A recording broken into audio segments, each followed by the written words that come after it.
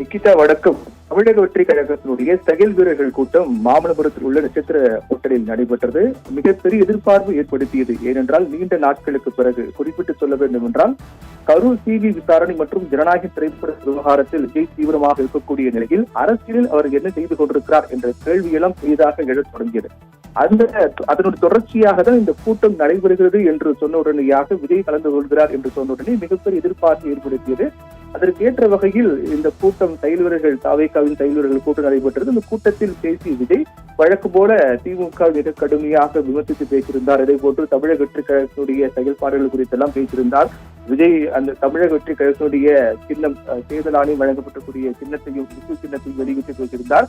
அதில் மிக முக்கியமாக பார்க்கப்பட வேண்டியது அதிமுக குறித்து அவர் பேசியதுதான். அதாவது தமிழக வெற்றி கழகம் குறிப்பாக விஜய் பொறுத்தவரையில் தொடர்ந்து திமுக மீது வைக்கப்படக்கூடிய குற்றச்சாட்டு அளவுக்கு அதிமுக மீது வைக்கப்படாமல் இருந்து வந்தார்கள். அதிலும் குறிப்பாக கரூர் விவகாரத்தை பொறுத்தவரையில் அதிமுக சட்டமன்றத்தில் விஜய்க்கு ஆதரவாக எல்லாம் பேசினார்கள். அதே போன்று விஜயும் அதிமுக எதிர்த்தெல்லாம் பெரிய பேசாமல் இருந்து வந்தார். இப்படியாக இருந்த சூழ்நிலையில் முதல் முறையாக அதிமுக மீது மிக பகிரங்கமான குற்றச்சாட்டை விஜய் சுமத்தி பேசியிருப்பதும் மிகுந்த முக்கியத்துவம் வாய்ந்த ஒன்றாக தான் பார்க்கப்படுது. அதில் குறிப்பாக அதிமுக ஊழல் கட்சி என்றெல்லாம் குறிப்பிட்டு பேசியிருந்தார். அதிமுக இதுக்கு முன்பு தமிழகத்தை ஆண்ட அதிமுக ஊழல் கட்சி என்றும் தற்போது திமுக தீய சக்தி என்றும் பேசியிருந்தார். அதே போன்று அதிமுக பாஜகவுக்கு அடிமையாகிவிட்டது என்றும் திமுக மறைமுகமாக தரணிந்து விட்டார்கள் பாஜக என்றெல்லாம் குறிப்பிட்டு பேசியிருந்தார். இதனால் விஜய் அதிமுக குறித்து ஊழல் கட்சி என்று பேசியிருப்பது மிகுந்த முக்கியத்துவம் வாய்ந்த ஒன்றாக தான் பார்க்கப்படுகிறது.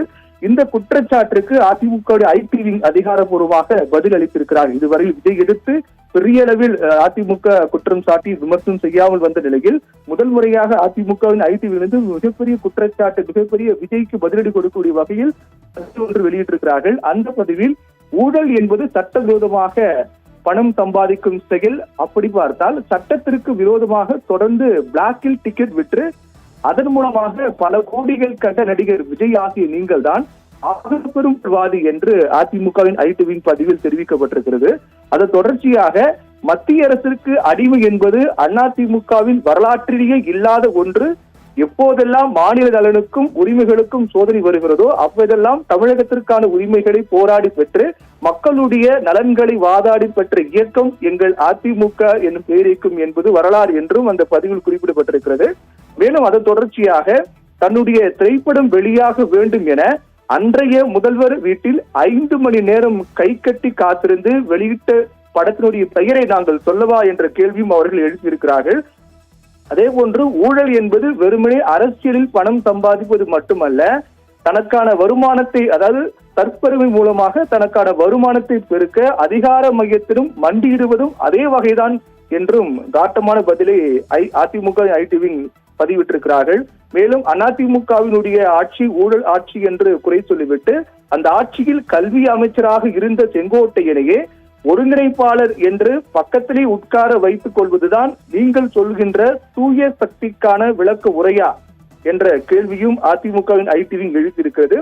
நீங்கள் செய்தீர்களோ இல்லையோ கரூரில் 41 பேருடைய மரணத்திற்கு நீங்களும் ஒரு காரணம் தானே என்றும் அதற்கான பிராயச்சித்தங்களை செய்யாமல் என்ன வழக்கு வரப்போகிறதோ என்ற பயத்தில் 72 நாட்களுக்கு மேல் பனையூரில் பதுங்கி 15 நாட்கள் கட்சியின் அலுவலகத்தையே மூடி வைத்தீர்களே, அதுதான் நீங்கள் எவ்வளவு பெரிய வீரர் என்பதற்கான விடை என்ற பதிவையும் காட்டமாக வெளியிட்டிருக்கிறார்கள்.